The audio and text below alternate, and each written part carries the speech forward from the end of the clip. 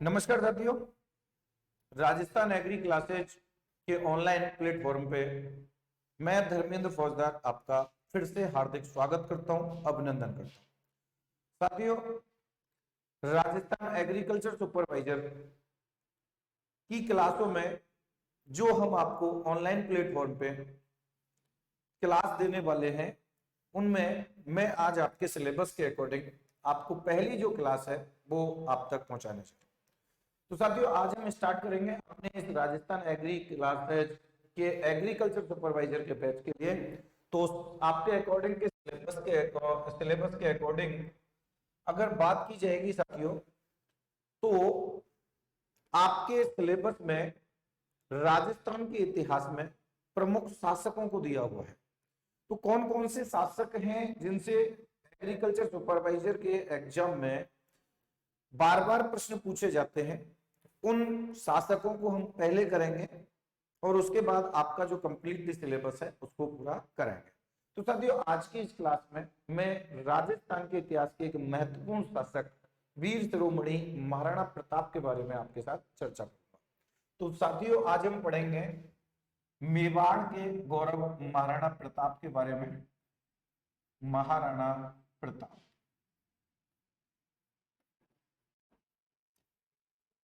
साथियों, महाराणा प्रताप के बारे में अगर बात की जाती है तो इनका जो शासन काल है, इनका शासन काल चलता है साथियों 1572 ईस्वी से लेके 1597 ईस्वी तक। 1572 से 1597 ईस्वी तक इनका शासन काल है।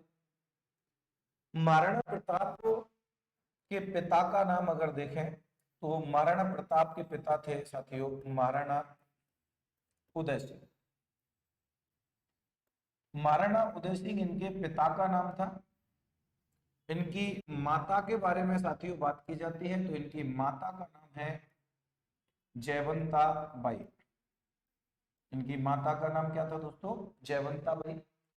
इनकी पत्नियों के बारे में अगर बात की जाती है साथियों, तो इनकी पत्नियां अगर हम बात करें तो एक पत्नी का नाम है अजब दे पवार, अजब दे पवार, और दूसरी इनकी पत्नी है छीहर बाई, छीहर बाई। ठीक है, ये इनकी पत्नियों के नाम है अजब दे पवार और छीहर बाई।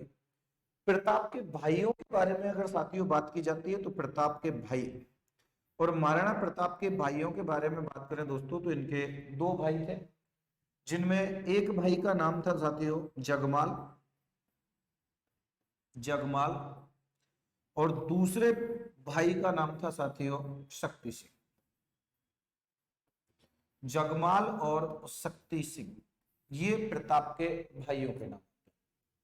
दोस्तों, महाराणा उदय सिंह जो प्रताप के पिता थे, महाराणा उदय सिंह के बड़े जो पुत्र थे यानी वो जगमाल थे, और उनके बड़े जो पुत्र थे साथियों वो थे यानी प्रताप। और अब हम बात करें प्रताप के बारे में, तो प्रताप का जो जन्म हुआ था, जन्म साथियों, प्रताप का जो जन्म हुआ था, प्रताप का जन्म हुआ 9 मई 1540। 9 मई 1540 को प्रताप का जन्म कुंभलगढ़ दुर्ग में, कुंभलगढ़ दुर्ग, और कुंभलगढ़ दुर्ग के कटारगढ़ दुर्ग, कुंभलगढ़ दुर्ग के अंदर एक अंत्य दुर्ग बना हुआ है कटारगढ़ दुर्ग, तो इस कटारगढ़ दुर्ग के बादल महल, याद रखिएगा, कटारगढ़ दुर्ग के बादल महल की जूना कचहरी, जूना कचहरी 9 मई 1540 को कुंभलगढ़ दुर्ग के कटारगढ़ दुर्ग के बादल महल की जूना कचहरी में प्रताप का जन्म ज्येष्ठ शुक्ल तृतीया के दिन था। तो यानी इनका जो जन्म हुआ वो ज्येष्ठ शुक्ल तृतीया, ज्येष्ठ शुक्ल तृतीया के दिन इनका जन्म हुआ था साथियों। और ये जो ज्येष्ठ शुक्ल तृतीया है, इस दिन महाराणा प्रताप जयंती, इस दिन महाराणा प्रताप जयंती मनाई जाती है। तो ये भी आपको ध्यान रखना है कि इनका जो जन्म हुआ वो 9 मई 1540 को कुंभलगढ़ दुर्ग के कटारगढ़ दुर्ग की बादल महल की चूना कचहरी में ज्येष्ठ शुक्ल तृतीया के दिन इनका जन्म हुआ था। दोस्तों बात करें हम प्रताप के बचपन के नाम के बारे में, तो प्रताप का या प्रताप के बचपन का नाम, और प्रताप के बचपन के नाम के बारे में अगर हम साथ ही बात करेंगे यहाँ पे, तो प्रताप के बचपन का नाम जो था वो था कीका। प्रताप के बचपन का नाम, और प्रताप के बचपन का नाम क्या मिलता है साथियों? कीका। ये कीका नाम प्रताप को जो मिला ये भील क्षेत्र में मिला था, जब महाराणा उदय सिंह मुगल आक्रमणों के समय में चित्तौड़ दुर्ग छोड़कर जब पहाड़ों में, गिरबा की पहाड़ियों में चले गए थे अपने परिवार के सहित, तो उस समय महाराणा प्रताप का जो बचपन था वो भीलों के बीच में बीता था, और भील क्षेत्र में अपने छोटे बच्चों को कीका के नाम से जाना जाता है। सारे बच्चों को कीका कहते हैं, तो प्रताप के बचपन का नाम भी क्या पड़ गया? कीका। प्रताप की उपनामों के बारे में चर्चा की जाती है, तो महाराणा प्रताप के उपनाम साथियों, महाराणा प्रताप को मेवाड़ का शेर कहा जाता है, मेवाड़ का रक्षक कहा जाता है, मेवाड़ का शेर, मेवाड़ का रक्षक, हल्दी घाटी का शेर कहा जाता है,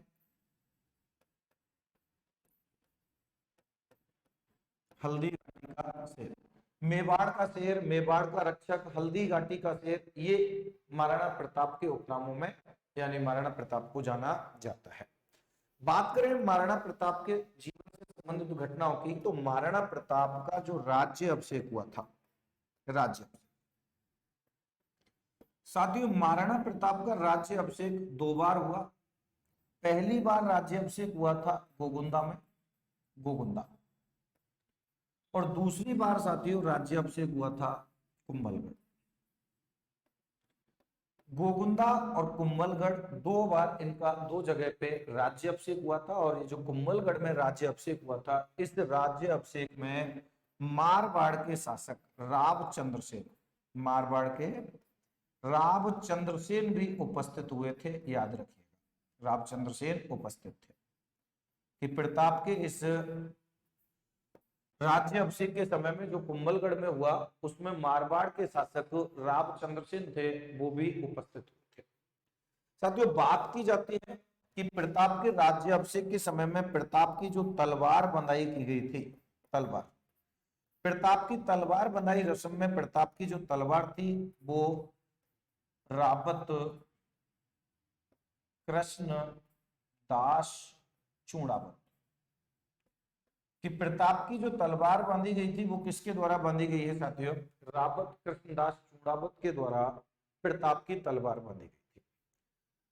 दोस्तों बात ये होती है कि मेवाड़ के जो शासक थे, मेवाड़ के शासक के बारे में बात करें, महाराणा उदय सिंह। साथियों उदय सिंह की जो मृत्यु होती है, इनका जो देहांत होता है, इनका देहांत गोगुंदा में 25 फरवरी 1572 को होली के दिन होता है। होली के दिन यानी कि इनका देहांत हो जाता है। और ये ध्यान रखना कि मारवाड़ के कौन से शासक की मृत्यु, मेवाड़ के कौन से शासक की मृत्यु होली के दिन होती है, यानी उदय सिंह का जो देहांत होता है, उदय सिंह का, कि उदय सिंह का जो महाराणा उदय सिंह का जो देहांत होता है ये होता है किस दिन? होली के दिन होता है। यानी इस दिन होली थी और होली के दिन इनका देहांत हुआ, और इनका देहांत यानी कि आपका 1572 फरवरी 1572 में इनका देहांत होता है। जब देहांत होता है तो उदय सिंह अपने जीवन काल में ही अपने पुत्र प्रताप के स्थान पर, ध्यान दीजिएगा कि उदय सिंह ने प्रताप के स्थान पर अपने पुत्र जगमाल को उत्तराधिकारी नियुक्त कर दिया। जगमाल को उत्तराधिकारी नियुक्त किया गया था। यानी कि जगमाल की जो मां थी धीरबाई, जैसलमेर की थी धीरबाई, इस धीरबाई के प्रभाव में, धीरबाई का प्रभाव था और धीरबाई के प्रभाव के कारण उदय सिंह ने प्रताप को उत्तराधिकारी ना घोषित कर, किसको उत्तराधिकारी घोषित कर दिया था? जगमल। और जब प्रताप को उत्तराधिकारी नहीं बनाया गया और उदय सिंह का जब अंतिम संस्कार किया जा रहा था, तो उस अंतिम संस्कार में प्रताप उपस्थित थे, जगमाल उपस्थित नहीं था। और जब जगमाल को उपस्थित नहीं देखकर जो अंतिम संस्कार में अन्य जो लोग शासक आए हुए थे, उन्होंने जब पता किया कि भाई प्रताप उपस्थित है, जगमाल उपस्थित क्यों नहीं है, तो प्रताप ने उन्हें बताया कि पिताजी, मेरे स्थान पर जगमाल को मेवाड़ का उत्तराधिकारी घोषित कर गए थे। और मेवाड़ में साथियों एक परंपरा थी कि जो भी कोई उत्तराधिकारी हुआ करता था वह अंतिम संस्कार में शामिल नहीं होता था। तो इस वजह से जगमाल अंतिम संस्कार में शामिल नहीं था। तो उन्हें पता चला था, जैसे सिरोही के अखैराज, सिरोही का अखैराज, ध्यान दीजिएगा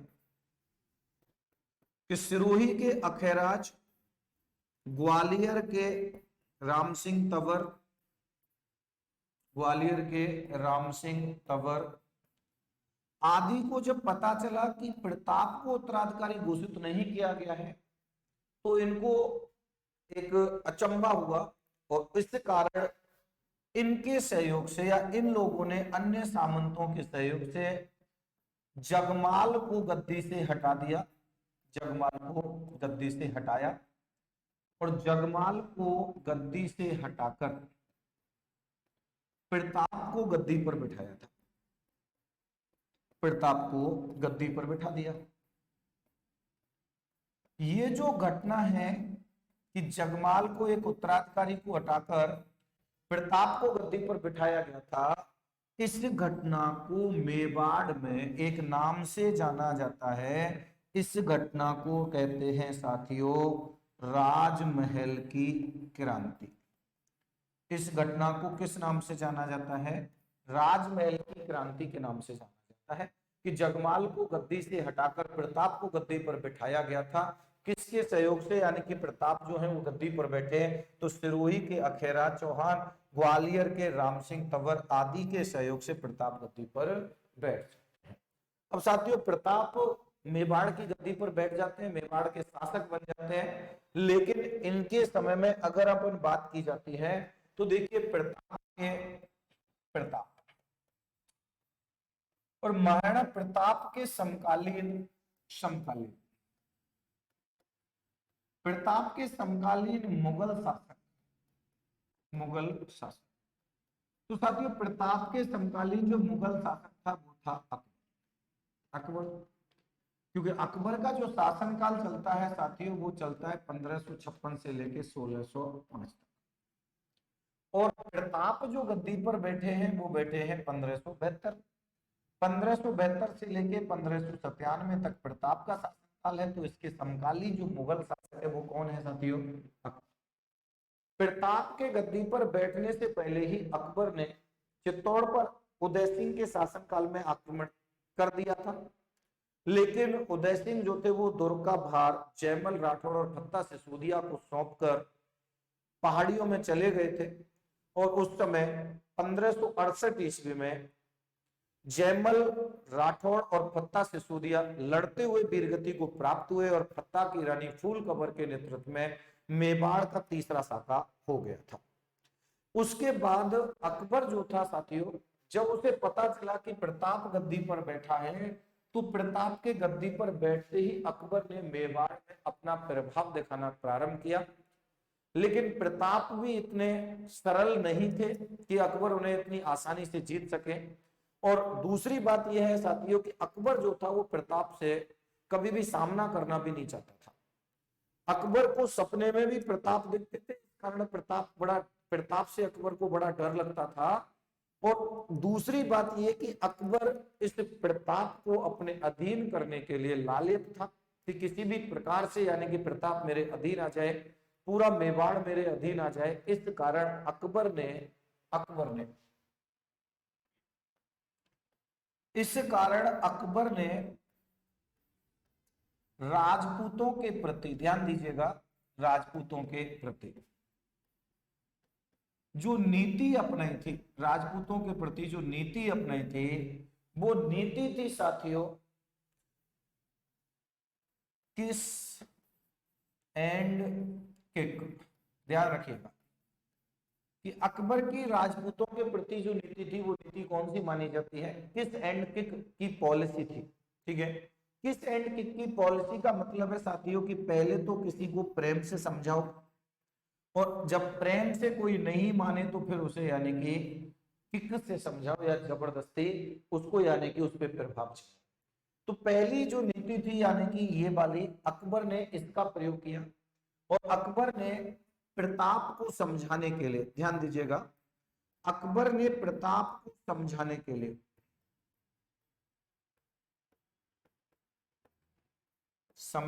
लिए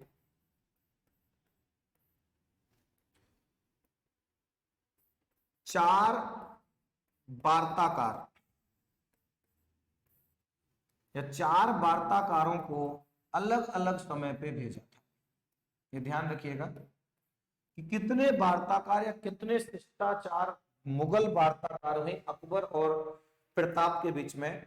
तो प्रताप को समझाने के लिए चार वार्ताकारों को अकबर के द्वारा भेजा गया था, जिनमें सबसे पहले साथियों गया था, नंबर 1 जो भेजा गया प्रताप को समझाने के लिए वो था जलाल खां कोरची। जलाल खां कोरची, जलाल खां कोरची को भेजा गया नवंबर 1572। नवंबर 1572 में जलाल खां कोरची प्रताप के पास पहुंचा और प्रताप को समझाने का प्रयास किया, प्रताप को अधीनता स्वीकार करने के लिए दबाव बनाया, लेकिन प्रताप ने यह कहते हुए इनकार कर दिया कि मैं बप्पा रावल का वंशज हूं और मेवाड़ के राज चिन्ह की पालन करने वाला शासक हूं। मैं सिर कटा सकता हूं लेकिन सिर झुका नहीं सकता। अगर अकबर को युद्ध करना है तो अकबर जब मर्जी आए तब युद्ध कर सकता है, मैं युद्ध के लिए तैयार हूं, लेकिन मैं मुगलों की अधीनता स्वीकार नहीं करूंगा। यानी जलाल खां कोरची असफल रहा प्रताप को समझाने में। उसके बाद जब जलाल खां कोरची अकबर के पास पहुंचा कि साहब प्रताप समझने के लिए तैयार नहीं है, तो ऐसी स्थिति में प्रताप को समझाने के लिए अकबर ने दूसरी बार एक वार्ताकारों के क्रम को आगे बढ़ाते हुए आमेर के मानसिंह कछवाहा को भेजा। मानसिंह कछवाहा, मानसिंह कछवाहा को भेजा गया साथियों जून 1573 में। ठीक है, कि मानसिंह कछवाहा को कब भेजा गया, जून 1573 में यानी कि भेजा गया। और जून 1573 में मानसिंह को भेजने का जो कारण था वो दो कारण थे मानसिंह को भेजने के, कि मानसिंह हिंदू था और प्रताप भी हिंदू था। अकबर ने यह सोचा था कि कहीं मैंने जलाल खां को भेजकर गलती तो नहीं कर दी कि प्रताप जो है वो मानसिंह जो मुगल हैं उनसे यानी कि वैसे कुछ नहीं रहते हैं, और उनको मैंने समझाने के लिए भी जलाल खां कोरची एक मुसलमान को भेज दिया। इस कारण कहीं ऐसा तो नहीं कि प्रताप ने सीधे मुंह बात ही ना की हो, इस वजह से उसने मानसिंह को भेजने का निर्णय लिया।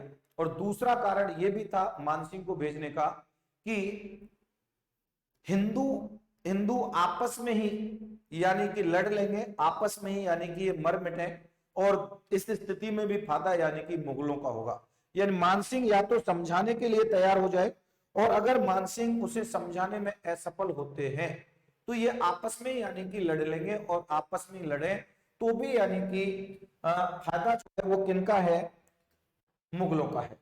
तो इस स्थिति के लिए यानी कि यहाँ पे भेजा गया मानसिंह को, और मानसिंह जो है साथियों जून 1573 में प्रताप के पास पहुंचा। लेकिन जब प्रताप को खबर लगी मानसिंह मिलने के लिए आ रहा है, तो मानसिंह के आने के समय प्रताप ने अपने पुत्र अमर सिंह को भेजा।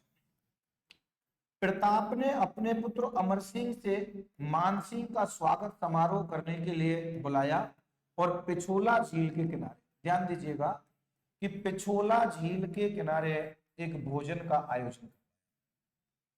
और जब अमर सिंह को बुलाया प्रताप ने कि आप जाएं और मान सिंह का स्वागत करें, और जो हमें कहना है कि अधीनता स्वीकार नहीं करनी है वो आप कह देना, और वो वापस चला जाएगा।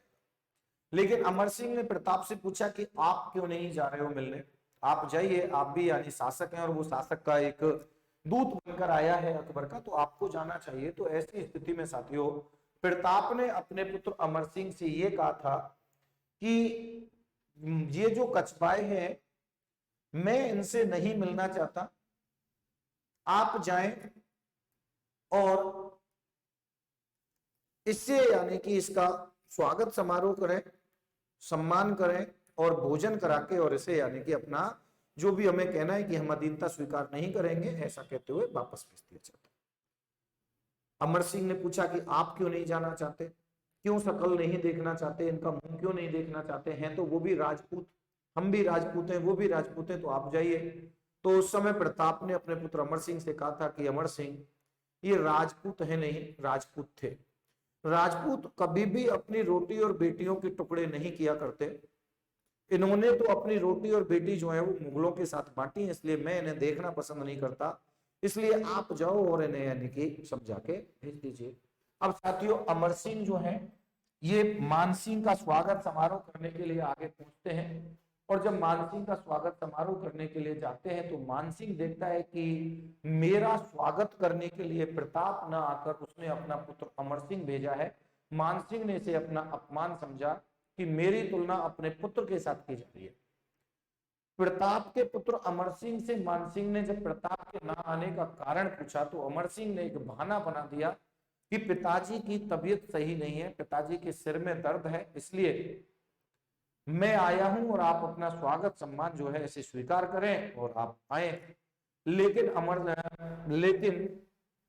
मान सिंह ने इसे अपना अपमान समझा और वो उस भोज में प्रवेश ना करके, आयोजन में प्रवेश ना करके वहीं से वापस लौटा। ये कहते हुए वापस लौटा था अमर सिंह से कि तेरे पिताजी की तबीयत खराब है, सिर में दर्द है, तो कहते ना तेरे बाप से कि मैं जल्दी ही उसके सिर दर्द का इलाज करने वापस आऊंगा, यानी कि सेना लेके आक्रमण के लिए आऊंगा।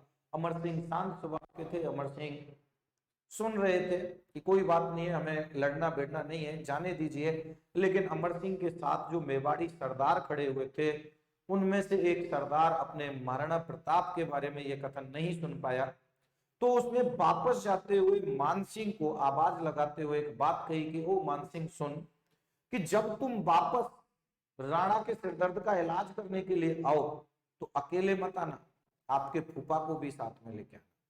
जब मान सिंह को यह कहा गया तो मान सिंह को और ज्यादा यानी कि गुस्सा आया, मान सिंह को और ज्यादा जलन हो गई। मान सिंह सीधा पहुंचा साथियों अकबर के पास, और अकबर के पास जाकर यानी कि मान सिंह ने अकबर से सीधा ये कहा कि अब तो एक ही रास्ता है और वो है केवल युद्ध। या तो अकबर अपनी सेना भेजे प्रताप से युद्ध के लिए, और नहीं तो मैं आमेर की सेना लेकर प्रताप पर आक्रमण करूंगा, लेकिन अपने अपमान का बदला जरूर लूंगा। प्रताप से सीधा टकराना नहीं चाहता था अकबर। अकबर जानता था कि प्रताप कोई छोटी मोटी चीज नहीं है, इस वजह से यानी कि उसने फिर ये सोचा कि कहीं मैंने मानसिंह को भेजकर भी तो गलती नहीं कर दी, क्योंकि मानसिंह बाल्यावस्था से बड़ा तेज तर्रार था, हाजिर जवाबी था, इस कारण कहीं मैंने इसको भेजकर भी तो गलती नहीं कर दी कि उसने एक कही होगी, इसने चार कही होंगी। इस वजह से अब की बार साथियों उसने तीसरी बार मानसिंह के पिता भगवान दास, मानसिंह के पिता भगवान दास, मानसिंह के पिता भगवान दास को प्रताप को समझाने के लिए भेजा, और ये सोचते हुए भेजा कि किसी ऐसे बुजुर्ग आदमी को भेजूं जो प्रताप को समझाने में यानी कि सफल हो। कहीं ऐसा नहीं हो कि मानसिंह थोड़ा लड़कपन में है और अभी जवानी में है, तो इस वजह से यानी कि मानसिंह ने कुछ जोश में आके कुछ ज्यादा कह दिया हो। इस कारण यानी कि किसको भेजा गया था, यानी कि भगवान दास को भेजा गया। और भगवान दास को जो साथियों भेजा गया, तो भगवान दास को भेजते समय अकबर ने उसे समझाने के सारे प्रयास करने के लिए भेजा था कि भाई भगवान दास आप जाएं और प्रताप को यानी कि समझाएं।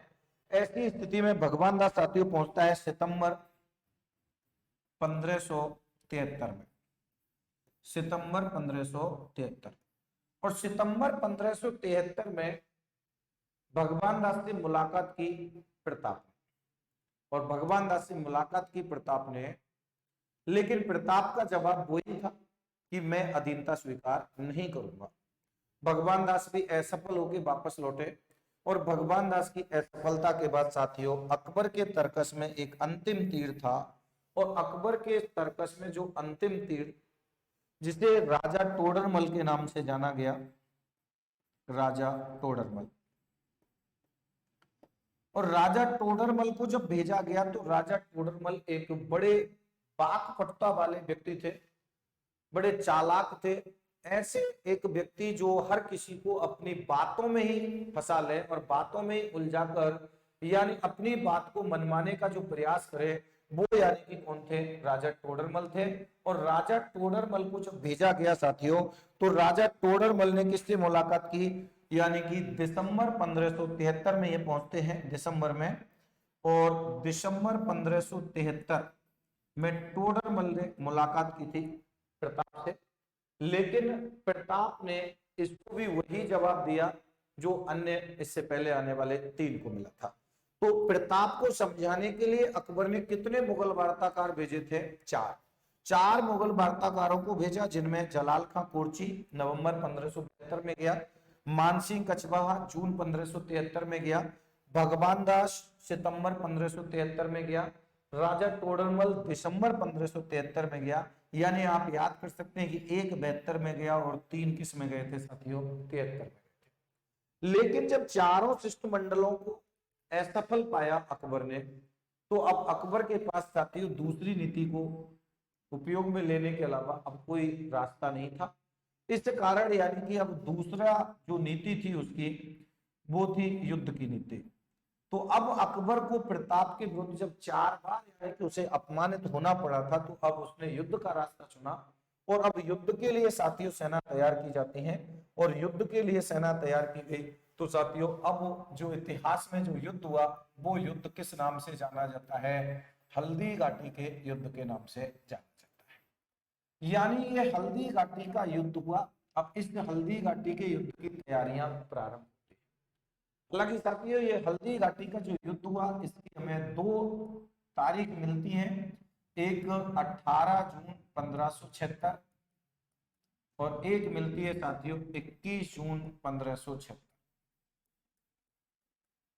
21 जून 1576, 18 जून 1576 और 21 जून 1576 में अगर हम बात करें तो ये 18 जून 1576 जो है ये आशीर्वाद श्रीवास्तव, ठीक है, यानी ये किसके अनुसार है?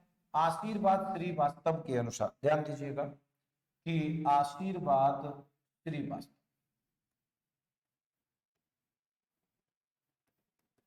और आशीर्वाद श्रीवास्तव के अनुसार ये युद्ध किस दिन हुआ था? 18 जून को। जबकि गोपीनाथ शर्मा के अनुसार, गोपीनाथ शर्मा और गोपीनाथ शर्मा के अनुसार साथियों ये युद्ध हुआ था 21 जून 1576। साथियों इस युद्ध के लिए अब देखिए यहां अकबर ने जो सेना तैयार की, अकबर ने इस युद्ध के लिए अपना प्रधान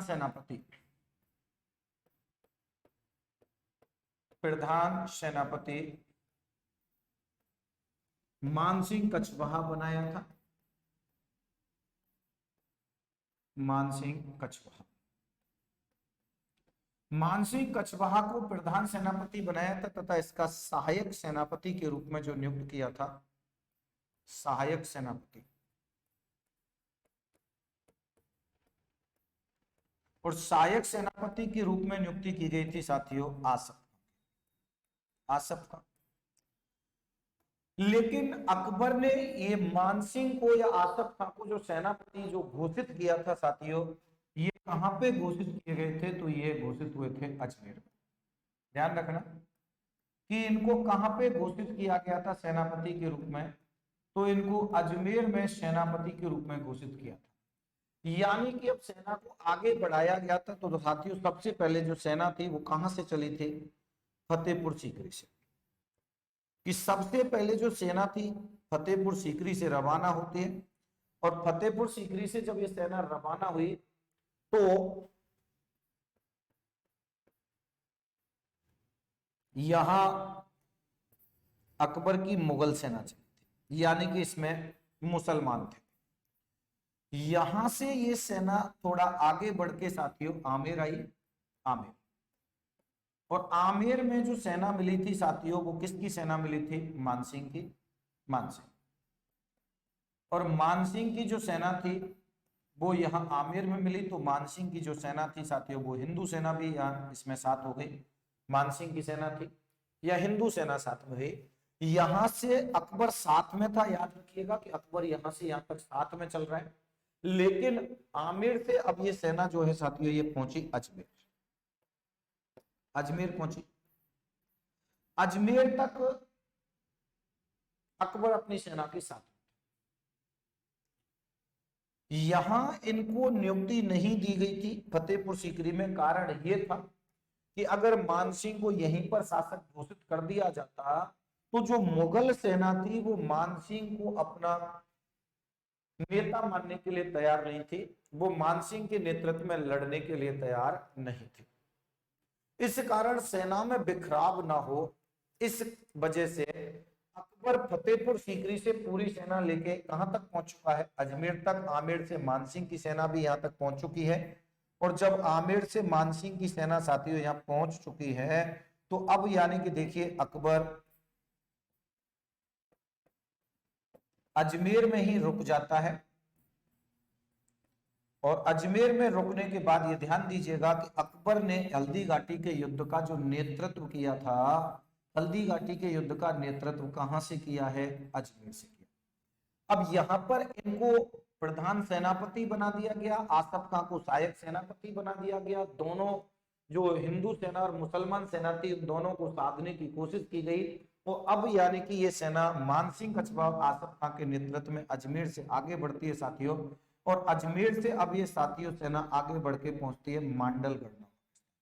कहां पहुंचती है, मांडल। मांडलगढ़ में जाके अपना पड़ाव डाल देती है। लेकिन प्रताप मांडलगढ़ में कोई भी रेस्पॉन्स नहीं देते हैं कि मुझे क्या जरूरत है कि मैं आगे बढ़ूं, उनको मुझसे युद्ध लड़ना है तो वो आगे आए। प्रताप अपनी सेना की तैयारियों में लगे रहे। यहाँ प्रताप आराम से अपनी सेना को तैयार कर रहे हैं। तो प्रताप यहाँ पर बिल्कुल निश्चिंत अपनी सेना में लगे हुए हैं। मांडलगढ़ में जब कोई रेस्पॉन्स नहीं दिया तो इसके बाद मानसिंह ने सेना को मांडलगढ़ से आगे बढ़ाया। और अब यहां से सेना पहुंची है साथियों मोलेला। राजसमंद में पहुंच जाती है मोलेला गांव में। यहां पर भी प्रताप ने कोई रेस्पॉन्स नहीं दिया। तो मोलेला के बाद में अब ये सेना जो है साथियों मांडलगढ़ गई, मोलेला गई, और मोलेला से साथियों एक स्थान पड़ता है लोसिंग। इस लोसिंग नामक स्थान पर मुगल सेना पहुंची जो एक पहाड़ी क्षेत्र था। जब मुगल सेना लोसिंग नामक स्थान पे थी तो प्रताप के मुगल सैनिकों ने, प्रताप के सैनिकों ने प्रताप से कहा था कि राणा हमें इजाजत दे दो, हम अकेले ही आपके बिना इस लोसिंग नामक स्थान पे अकबर की पूरी सेना को खत्म कर दें। प्रताप के पास भील सैनिक थे जो तीरंदाजी में निपुण थे। और ये जो लोसिंग नामक स्थान है ये साथियों इतना सुरक्षित स्थान था उनके लिए कि पहाड़ी क्षेत्र था। और पहाड़ी में क्षेत्र में सकरी घाटियां थी जिनमें जो सेना थी वो एक एक के लाइन लगा के इस तरीके से उनको पहाड़ पे चलना होता था। अकबर की सेना को कभी भी पहाड़ी क्षेत्र में युद्ध लड़ने का अभ्यास नहीं था। वो उसने हमेशा मैदानी भागों में यानी कि युद्ध लड़े थे। इस कारण प्रताप की सेना ने प्रताप से कहा था, लेकिन प्रताप ने इस स्थान पर अपनी सेना को आदेश नहीं दिया। और ये प्रताप के जीवन की एक बड़ी भूल मानी जाती है कि प्रताप ने लोसिंग नामक स्थान पर अकबर की सेना के साथ युद्ध नहीं किया। जैसे ही लोसिंग पार हो जाता है पहाड़ी क्षेत्रों के बाद में अब यानी कि सेना जो है साथियों वो कहां पहुंच जाती है, हल्दी घाटी के मैदान में। और अब एक मैदानी भाग में यानी कि यहाँ सेना का पड़ाव डाल दिया जाता है। इधर प्रताप अपनी सेना का यानी कि जो संगठन में लगा हुआ है कि प्रताप ने अपनी सेना को संगठित किया, भील सेना थी, अन्य जो लोग थे उसके, उसने भी अपने आप को संगठित करने का पूरा प्रयास किया। और अब यानी कि जो सेना है वो आमने सामने होती है साथियों, कि यहां अकबर की अकबर अकबर की हराबल सेना अकबर की हराबल सेना का जो नेतृत्व किया गया था साथियों, अकबर की हराबल सेना का नेतृत्व किसने किया था? मानसिंह कछवाहा ने, मानसिंह कछवाहा। और अकबर की चंद्रावल सेना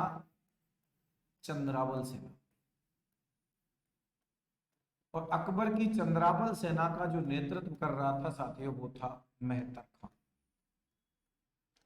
अब हराबल और चंद्रावल में अंतर क्या है? हराबल सेना का मतलब है सेना का अग्रिम भाग, और चंद्रावल सेना का मतलब है साथियों सेना का पिछला भाग। तो आगे वाली सेना का नेतृत्व किसके द्वारा किया गया है? मानसिंह कछवाहा के द्वारा, और पीछे वाली सेना का नेतृत्व मेहतर खां। उसी प्रकार से अगर अपन बात करें प्रताप के बारे में, तो प्रताप की हराबल सेना प्रताप की हराबल सेना का जो नेतृत्व किया गया था साथियों वो था हकीम खां सूर। प्रताप की हराबल सेना का नेतृत्व किसने किया है? हकीम खां सूर ने। और प्रताप की चंद्रावल सेना का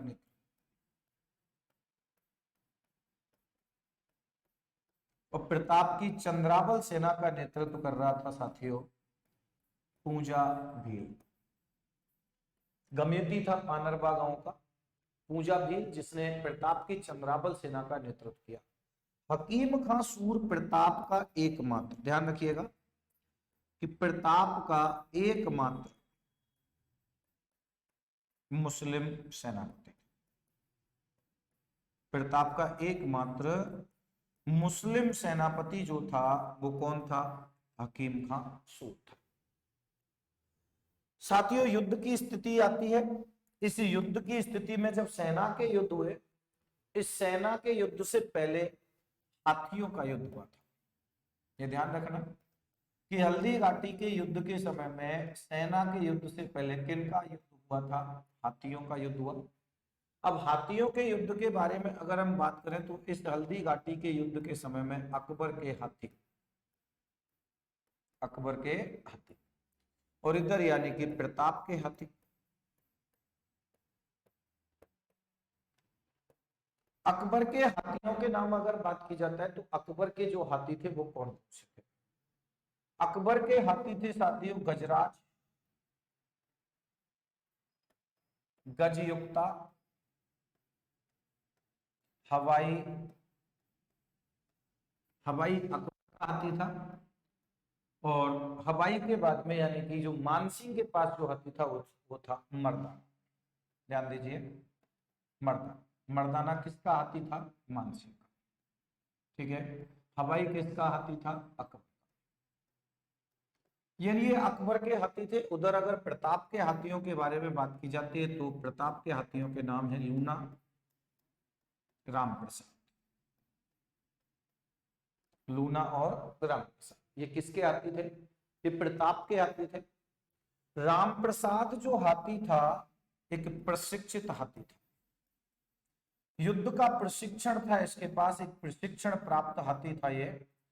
और युद्ध के समय में इसके साथ जो स्थिति हुआ करती थी कि ये बिना महावत के भी युद्ध में संचालन करता था, इसको महावत की आवश्यकता नहीं पड़ती थी। इस कारण रामप्रसाद की जो ख्याति थी वो चारों तरफ फैली हुई थी। हर कोई इस प्रकार का हाथी या इस हाथी को प्राप्त करना चाहता था, तो अकबर भी रामप्रसाद को प्राप्त करना चाहता था। लेकिन जिस दिन जब हाथियों का युद्ध हुआ उस दिन अकबर ने इस रामप्रसाद का ही घेरा डाला और रामप्रसाद को अकबर ने प्राप्त कर लिया। और अकबर ने इस रामप्रसाद हाथी का नाम बदलकर साथियों क्या कर दिया था? पीर प्रसाद।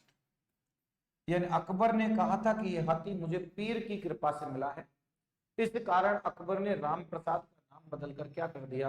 पीर प्रसाद कर दिया। साथियों अब ये जो युद्ध हुआ, इस हाथियों के युद्ध के बाद अगली दिन में यानी कि सेना का युद्ध हुआ, सेना के मध्य युद्ध हुआ। तो इस युद्ध के बारे में अपन बात की जाती है कि ये जो हल्दी घाटी का युद्ध है, हल्दी घाटी,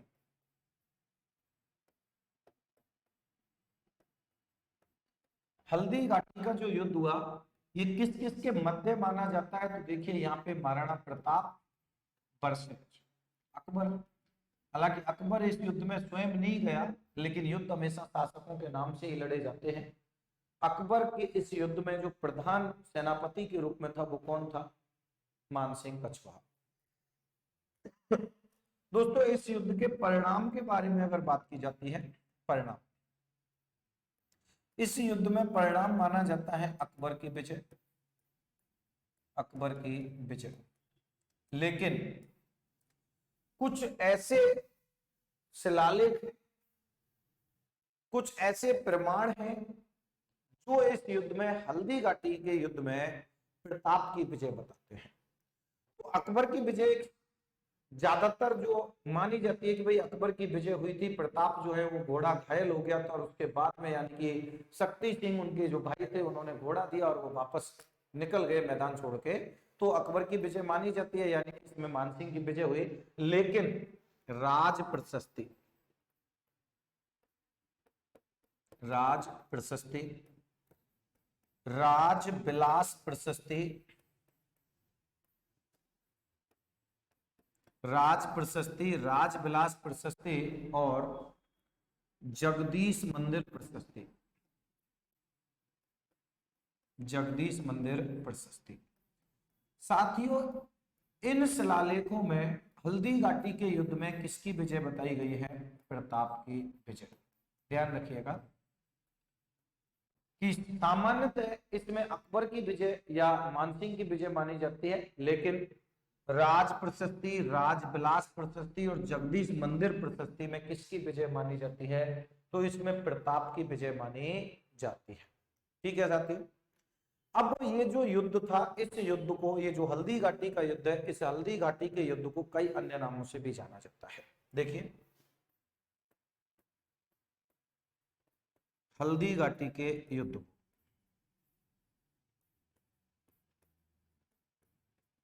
हल्दी घाटी के युद्ध को कर्नल जेम्स टॉड ने, colonel James Tod, colonel James Tod ने मेवाड़ की थर्मोपल्ली कहा, मेवाड़ की थर्मोपल्ली कहा। हल्दी घाटी के युद्ध को बदायूनी ने, बदायूनी, बदायूनी ने हल्दी घाटी के युद्ध को गोगुंदा का युद्ध नाम दिया है, गोगुंदा का युद्ध।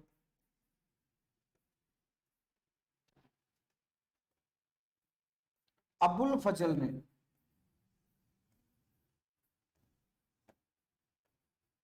अबुल फजल ने हल्दी घाटी के युद्ध को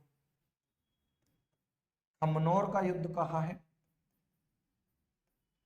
खमनौर का युद्ध कहा। इसके बाद इसी युद्ध को अगर हम बात करें आशीर्वाद श्रीवास्तव, आशीर्वाद श्रीवास्तव, आशीर्वाद श्रीवास्तव ने इस युद्ध को बादशाह बाग का युद्ध कहा है, बादशाह बाग का युद्ध। और साथियों गोपीनाथ शर्मा ने, गोपीनाथ शर्मा, गोपीनाथ शर्मा ने इस युद्ध को अनिर्णित युद्ध की संज्ञा दी, अनिर्णित युद्ध। तो हल्दी घाटी के युद्ध के बारे में अगर बातें की जाती हैं तो हल्दी घाटी के युद्ध को कई और नामों से भी जाना जाता है, जैसे कर्नल जेम्स टॉड ने इसे मेवाड़ की थर्मोपल्ली कहा, बदायूनी ने गोगुंदा का युद्ध कहा, अबुल फजल ने खमनौर का युद्ध कहा, आशीर्वाद श्रीवास्तव ने बादशाह बाग का युद्ध कहा और गोपीनाथ शर्मा ने इसे अनिर्णित युद्ध की संज्ञा दी थी। ये युद्ध अब प्रारंभ हुआ था और इस युद्ध के प्रारंभ में अगर बातें की जाती हैं साथियों, तो ये युद्ध अगले दिन जब प्रारंभ होता है तो इस युद्ध का जो प्रारंभ किया गया था, युद्ध का प्रारंभ, हल्दी घाटी के युद्ध का जो प्रारंभ किया गया था वो किसके द्वारा किया गया था? तो हकीम खां सूरी। इस युद्ध का प्रारंभ किसके द्वारा किया गया था? हकीम खां सूरी के द्वारा इस युद्ध का आरंभ कर दिया गया था। साथियों, इस युद्ध के समय में प्रताप का जो भाई था शक्ति सिंह, प्रताप का भाई कौन है? शक्ति सिंह। प्रताप का भाई शक्ति सिंह अकबर के साथ युद्ध लड़ने के लिए, यानी ये अकबर की सेना में शामिल था, अकबर की सेना में था। ये भी अपने भाई से युद्ध लड़ने के लिए आया था। और अब ये युद्ध का जब प्रारंभ होता है तो प्रारंभिक स्थिति में जो मेवाड़ की सेना थी, उस मेवाड़ की सेना ने मुगल सेना के छक्के छोड़ा दिए और मुगल सेना को पीछे हटने को मजबूर कर दिया। लेकिन जब मुगल सेना पीछे हटती गई, पीछे हटी, तो मुगल सेना का जो पिछली सेना यानी जो चंद्राबल सेना थी मुगलों की, उस चंद्राबल सेना का जो नेतृत्व कर रहा था वो कौन कर रहा था साथियों? मेहतर खां, जो मैंने अभी थोड़ी देर पहले आपको बताया। जब मेहतर खां ने देखा कि सेना वापस भाग रही है, युद्ध में नहीं रुक रही है, तो इस मेहतर खां ने चलते युद्ध में एक झूठी अफवाह, एक झूठी खबर फैलाई कि बादशाह अकबर स्वयं इस युद्ध भूमि में आ चुके हैं। और जब बादशाह अकबर के आने की खबर सुनी भागती हुई सेना ने, तो वो अब एकजुट हो जाती है और दोबारा से युद्ध के लिए मैदान में आ जाती है। और जब युद्ध के लिए मैदान में आ जाती है तो अब दोबारा से लड़ाई प्रारंभ होती है साथियों। और इस युद्ध में प्रताप का सामना होता है एक मुगल सेनापति बहलोल खां से। ध्यान दीजिएगा कि मुगल सेनापति था बहलोल खां, एक बड़ा खूंखार सेनापति जो आज तक कभी हारा नहीं था। उसकी भुजाएं यानी कि जो नसें हुआ करती थी वो इतना रक्त था कि वो रक्त से नसें फटने को हुआ करती थी। इतना सारा शरीर जो था उसका बहुत तगड़ा था। और अब उसका आमना सामना हो गया किससे? प्रताप से। प्रताप ने थोड़ी देर बहलोल खां को छोटे बच्चों की तरह खेल खिलाया, लेकिन जब प्रताप को लगा कि ये बहुत हो चुका, निर्णय सुना दिया जाए, तो प्रताप ने तलवार के एक बार से बहलोल खां को घोड़े सहित 2 हिस्सों में बांट दिया। बहलोल खां की वहीं मृत्यु हो जाती है। इसके बाद साथियों प्रताप और आगे बढ़ते रहते हैं और अंत में प्रताप का आमना सामना हो जाता है किसके साथ में? मानसिंह। प्रताप और मानसिंह का आमना सामना होता है। प्रताप अपने घोड़े चेतक पर थे, मानसिंह अपने हाथी मर्दाना पर था। और जब दोनों का आमना सामना होता है, प्रताप अपने घोड़े चेतक में एक चाबुक मारते हैं, हेड़ मारते हैं। चेतक भी एक आवासी घोड़ा था, अपने आप समझ जाता था। जैसे चेतक को इशारा किया गया, चेतक ने अपने आगे के दोनों पैर इस मर्दाना हाथी के सिर पे रख दिए और प्रताप खड़े हुए चेतक की पीठ पर और उन्होंने भाला लेकर यानी कि किसकी ओर फेंकने का प्रयास किया? मानसिंह की ओर। लेकिन जब मानसिंह ने देखा कि भाला फेंका जा रहा है, तो मानसिंह हाथी के ऊपर जो ओदा बना हुआ होता था, जो एक टोकरी जैसी होती थी, उसमें मानसिंह तो उसमें छिप गया। लेकिन प्रताप के द्वारा जो भाला फेंक के मारा गया था वो मर्दाना हाथी के महाबत में जाके लगा था और महाबत वहां मृत्यु हो गई थी, महाबत मर गया। महाबत के नीचे गिरते देखकर चेतक ने समझा कि ऑपरेशन सक्सेसफुल हो गया, जिसमें भाला फेंक के मारा आदमी उधर से मर गया। चेतक ने जैसे ही अपने पैर आगे नीचे उतारने के लिए यानी कि उसने अपने पैरों को उतारने का प्रयास किया, उसी समय मानसिंह ने अपने हाथी मर्दाना को आगे बढ़ा दिया। और जब मर्दाना को आगे बढ़ा दिया तो मर्दाना की जो सूंड थी साथियों, उसमें जो तलवारें खंजर बंधी हुए थे और उनमें जहर का लेप लगा हुआ था। जैसे चेतक अपने पैर नीचे उतार रहा था तो तलवार या खंजर, जो जहर लगा हुआ खंजर था, उस खंजर से चेतक का एक पैर जो है साथियों वो चिढ़ जाता है और चेतक घायल हो जाता है। उसके शरीर में जो जहर है वो उसके रक्त में पहुंच जाता है और लेकिन फिर भी चेतक यानी कि लड़ता हुआ रहता है। अंतिम समय में चेतक जब घायल होने को आता है और सामने एक नाला आ जाता है, तो उस नाले को पार करने में जब कठिनाई होती है तो महाराणा प्रताप को जब चारों तरफ से घेर लिया जाता है, तो चेतक महाराणा प्रताप की जान को खतरे में देखकर उस नाले को भी यानी कि क्रॉस कर जाता है। लेकिन आगे जाकर यानी कि प्रताप को घेर लिया जाता है और जब प्रताप को घेरा हुआ देखा जाता है तो साथियों सादड़ी का झाला बीदा या झाला मन्ना भी मिलता है इनका नाम। सादरी का झाला बीदा या झाला मन्ना ने जब प्रताप को घिरे हुए देखा तो उसने प्रताप के पास पहुंचकर प्रताप का राजछत्र धारण किया और प्रताप का राजछत्र धारण कर युद्ध का संचालन किया था। और उसके बाद प्रताप को युद्ध भूमि से निकाल दिया गया और उसी समय जब प्रताप अपने घोड़े को लेकर निकल रहे थे तो मुगल सैनिकों ने प्रताप को देखा और उसका पीछा किया।